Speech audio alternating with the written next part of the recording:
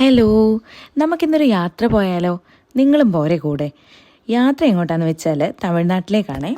അവിടെ ആറ്റാങ്കര പള്ളിയിലേക്ക്. ഇസുബേബിക്ക് ഒരു നേർച്ച ഉണ്ടായിരുന്നു, അത് ചെയ്യാൻ വേണ്ടിയിട്ട് പോവാണേ.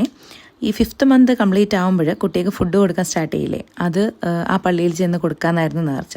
നമ്മൾ സുബഹിയുടെ ബാങ്കൊക്കെ കൊടുത്തു കഴിഞ്ഞിട്ടാണ് വീട്ടിൽ നിന്ന് ഇറങ്ങിയത്.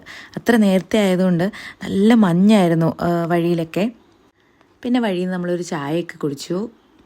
തെങ്കാശി വഴിയുള്ള യാത്രയായതുകൊണ്ട് തന്നെ നല്ല രസമാണ്. രണ്ട് സൈഡിലും മരങ്ങളൊക്കെ നിൽക്കുന്നത് കാണാനൊക്കെ.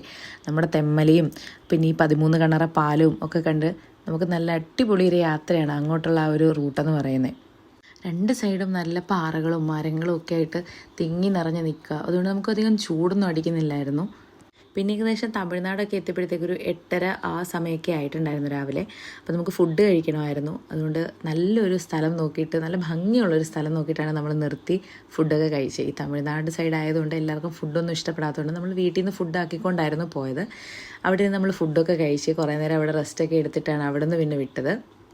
പിന്നെ പള്ളിയിൽ ചെന്നു. അവിടെ ഭയങ്കര തണലൊക്കെ. പക്ഷേ വണ്ടിയിൽ നിന്ന് ഇറങ്ങിയപ്പോഴത്തേക്ക് ഇസു ഭയങ്കരമായിട്ട് കരച്ചിൽ സ്റ്റാർട്ട് ചെയ്തു. അവന് ചൂടെടുത്തിട്ട് ഒരു രക്ഷയില്ലാണ്ട്. എന്തായാലും നേർച്ചയൊക്കെ വേഗം തന്നെ തീർത്തു. ഒരു 2:30-ക്കുള്ളിൽ നമ്മൾ തീർത്ത്.